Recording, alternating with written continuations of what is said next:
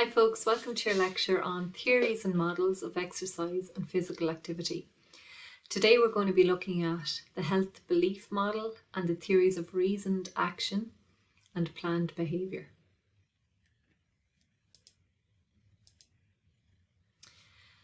So just to address first why in fact we study the different theoretical models.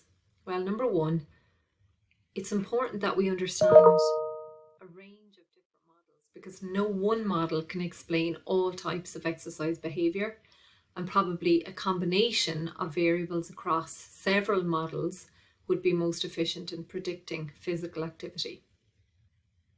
So there are several key models that we're going to look at, and we'll be able to see how these can be applied to practice, and it'll give us a better understanding of how we can understand why people do or don't participate in physical activity. So reviewing the different models and theories will help us better understand how to intervene to increase exercise initiation and adherence. So the more we understand about the how-to and the why, the better interventions we can come up with to try and increase people to become physically active and to stay physically active. Okay, so the theories we'll cover. So in today's lecture, we will cover health belief model and the theories of reasoned action and planned behaviour. The other models, The other models then that we'll look at are the trans-theoretical model and relapse prevention model. Okay, so to start with the health belief model. So it can be used to guide health promotion, including increasing physical activity and exercise. So it gives us an idea, or it's a theoretical framework on how people's minds work in relation to deciding to take part in physical activity or not.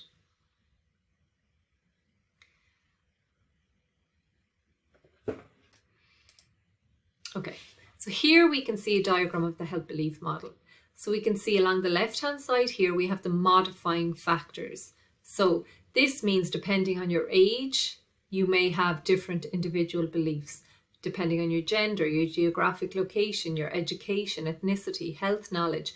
So all of these things can modify what your beliefs are going to be. So the individual beliefs that we believe, or that the health belief model theorizes that links into our behaviour, are perceived susceptibility to the disease, perceived severity of that disease, perceived benefits of preventative action, perceived barriers to preventative action, and perceived self-efficacy. We're going to go through those one by one on the next slide. So notice that they're all perceived. So that's what we believe. Perception is what we believe to be true. Whether it is true or not is irrelevant. It's what we believe to be true, and it's what we believe to be true that's going to influence our individual behaviours. So ultimately, we're going to act based on how we feel about each of these factors. We can also influence these individual behaviours with cues to action. So through media campaigns, we can cue people to make a behaviour change. The GP could give reminders, friends, families, members' illness. So if somebody around us gets sick, this can change our perceived susceptibility to the disease, the perceived severity of the disease, etc. So we're just going to go through each of these in more detail on the next slide. So perceived susceptibility means, do you think, so the person is going to think, is it likely that I'm going to get this disease? So how susceptible am I to this disease? Is this something that could affect me, or is it something that affects only other people? Maybe I'm very young, so I'm not worried about Alzheimer's. Maybe I'm not overweight, so I'm not worried about diabetes. So that kind of thing. So how do I believe, how susceptible do I believe I am to this disease? Okay. Then the next thing is the perceived severity. Does the person think that getting the disease has negative consequences? So maybe I don't perceive it as being something that's very severe. Maybe I think, oh, sure, it's not really that big a deal if I do get this illness or disease. And if I don't believe that that's that big a deal, then I'm less likely to have a health behavior change. So the next one then is perceived benefits. Does the person think that introducing a recommended health action will reduce the threat of illness or disease? So do I believe that if I make a health behavior change, like becoming more physically active, will that actually have a benefit for me in terms of reducing the threat of illness or disease? So do I believe that being more physically active will actually reduce my risk of coronary heart disease or developing diabetes or osteoporosis or something? So we're kind of weighing up the benefit to effort ratio. You know, do I really want to make this change? Is it going to be worth it to me? Okay, the next one then are perceived barriers. So the person's feelings on the obstacles to performing a recommended health action. So how many obstacles do I need to overcome to be able to take part in this? So how many obstacles do I believe there are to me making this health behavior change, for example, becoming physically active? Do I feel they're unsurmountable, or do I feel like with a little bit of effort I can overcome those barriers? The next thing then we speak about a lot is self-efficacy. So the level of a person's confidence in his or her ability to successfully perform a behavior like becoming physically active. So we spoke about self-confidence as like an umbrella term, but self-efficacy is the specific situation-specific self-confidence. So do I believe that I have the ability to become physically active?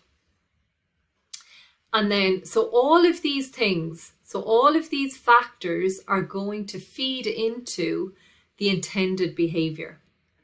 And then the last thing we spoke about was how we can feed into that individual behavior with cues to action. So these are stimulus needed to trigger the decision-making process to accept a recommended health action. So for example, chest pains, wheezing, etc., or advice from others' illnesses or family members or newspaper articles. So if we start to experience signs of an illness, maybe that's the cue to action where we say, oh God, actually, yeah, I need to take action here. Maybe someone around us gets sick, and maybe we read something in an article that really hits home with us, and it's like, oh yeah, now I do, that hits home with me, I need to make that change. So that's what we mean by our cue to action. Okay. So we've seen how the health belief model works. Now we're just going to look at the limitations of the health belief model.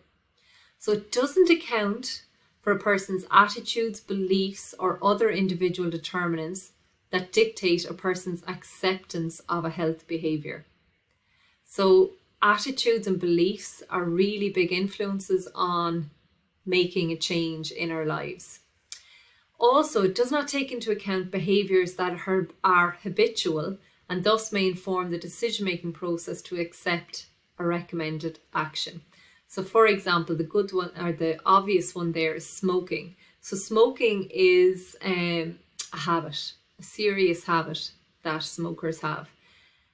You can give all the information around the health risks of smoking, but it's so ingrained in their lifestyle that it's a very difficult habit to change. And when a behavior is so habitual, it can be very difficult to change. The same as it's very difficult to develop a habit. It also does not take into account behaviors that are performed for non-health related reasons, such as social acceptability. So sometimes we engage in behaviors because we feel they're socially acceptable, and it doesn't mean they're good for us. So an example of that maybe is kind of the global view of Irish people and heavily drinking. So I might engage in a night of, drinking more than is recommended because it's very socially acceptable. I know it's not good for my health. I'm not doing it for a health reason. I'm doing it because it's socially acceptable. Okay, the next one, it does not account for environmental or economic factors that may prohibit or promote the recommended action. So it doesn't take into account like the environment around you. Is it more conducive to being physically active than non-physically active, or is it vice versa? Economic factors, can I afford to make this health behaviour change or not? Okay, the next one then, it assumes that everyone has access to equal amounts of information on the illness or disease. So for us to have, to be able to form an opinion on the perceived susceptibility, the perceived seriousness of the illness, I need information. And I guess the health belief model is assuming that everybody has the correct information or enough information, and we know that that's not true. So it's not comparing like for like. So somebody who has access to more information is more likely to make a more informed decision. The last one then, it assumes that cues to actions are widely prevalent in encouraging people to act, and that health actions are the main goal in the decision-making process. Unfortunately, we don't always make choices based around the fact that, oh, well, this is the healthy option, or this would be better for me to do. But it's making that assumption. Okay, so then implications for practice. So the health belief model can be used to design short and long-term interventions. So we can take this model and we can use it to develop interventions both for short and long term. So the 5 key action-related components that determine the ability of the health belief model to identify key decision-making points that influence health behaviours are, so these are the 5 things we need to think about in terms of designing interventions. Gathering information by conducting a health needs assessment and other efforts to determine who is at risk and the populations that should be targeted. So remember, along the left-hand side, we had like age, gender, ethnicity, geographic location. We need to first identify the population and who's at risk. Then conveying the consequences of the health issues associated with risk behaviours in a clear and unambiguous fashion to understand perceived severity. So if we want people to have a correct, if we want their perceived severity to be as close to reality as possible, we need to give a really clear health message. We need to give the information in a really clear and unambiguous way so that it's really easy for everyone to understand and everyone to take on board. Okay, communicating to the target population the steps that are involved in taking the recommended action and highlighting the benefits to this action.